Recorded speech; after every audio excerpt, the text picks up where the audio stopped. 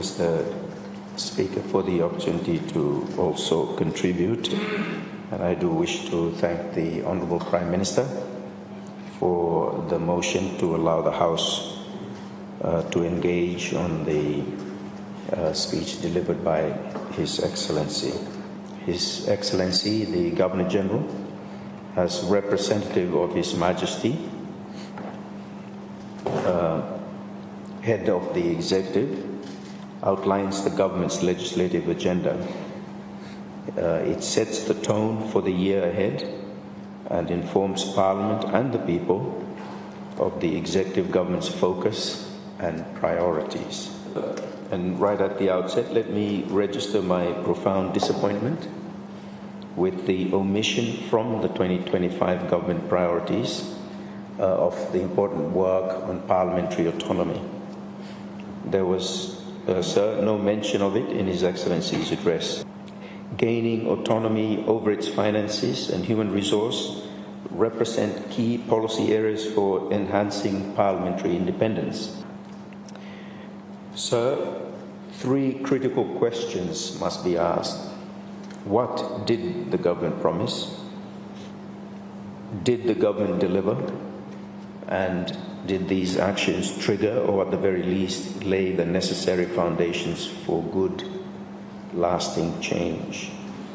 It is in this spirit, Mr. Speaker, that I offer my reply to His Excellency's address.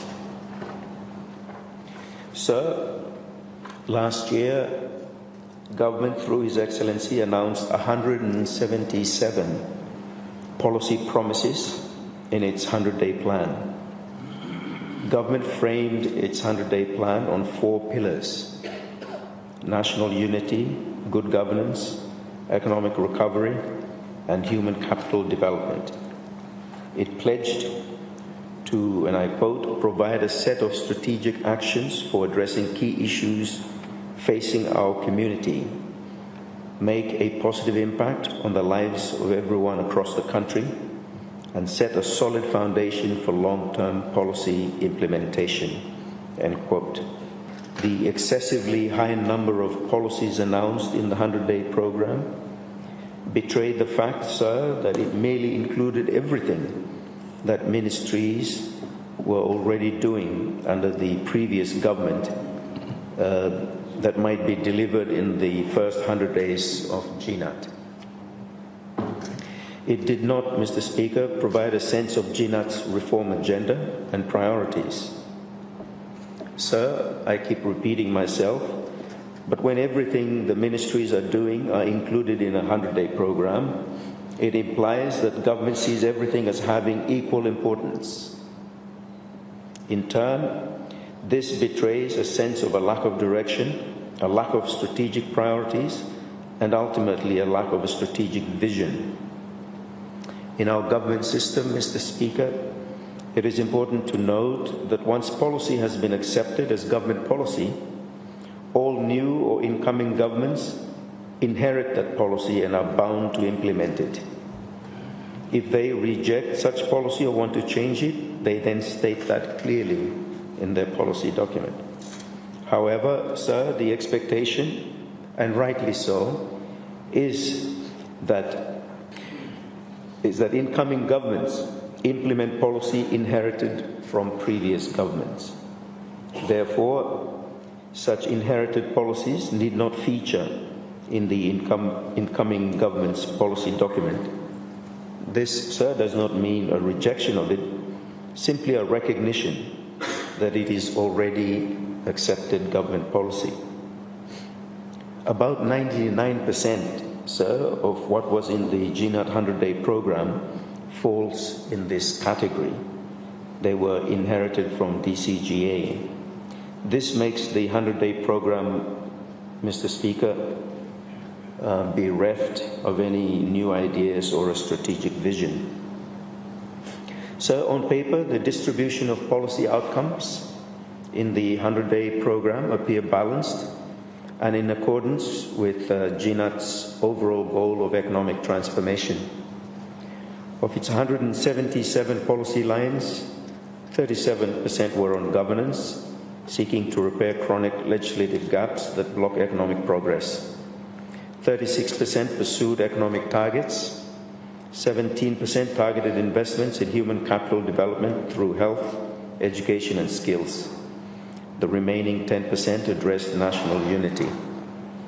Although the distribution of policy emphasis in the 100-day program may give the appearance of balance, Mr. Speaker, what is even more important is delivery and outcomes. And so reports from ministers over these next few days is going to be important to paint a clear picture of that. Sir, the fundamental sector's 50 policies pledge to improve transparency in public finance management, enhancing legislative frameworks to reduce corruption, and institutional capacity building for effective public administration. Productive sector with 64 policies targeted economic growth through initiatives such as major infrastructure projects, support for export-focused industries, and structural reforms aimed at boosting productivity. Under the resource sector, sir, the 26 policies focused on value adding, resilience building in economic sectors, innovation in development strategies, and maximizing revenue from natural resources. Lastly, the social sector's 37 policies promised improved delivery of health and education services, robust public system performance, and targeted interventions supporting economic stability. These pledges, Mr. Speaker, painted a vision of broad national prosperity, a vision that would ultimately stand or fall by the government's capacity to deliver. Did the government deliver? Second question. Sir, with respect to government's delivery on its policy promises, there have been reports of sporadic progress, and some of it was outlined by the Health Minister and the Prime Minister earlier. Ministries within the fundamental sector have noted some implementation of the 100-day policy program. Likewise, ministries across the social, resource and productive sectors, notably in agriculture and fisheries, where inroads have been made in supporting farming, have also highlighted accomplishments in their sine die speeches last year, and of course also in His Excellency's 2025 address recently. However, sir, while progress has been claimed, the overall performance of government still falls far short of the expectations raised. Sir, much of what is presented as achievement is merely past or already ongoing work plans re-advertised as achievements. Worse, Mr. Speaker, the majority of government policy promises remain undelivered, unfinished, and unfelt by the people they were meant to serve.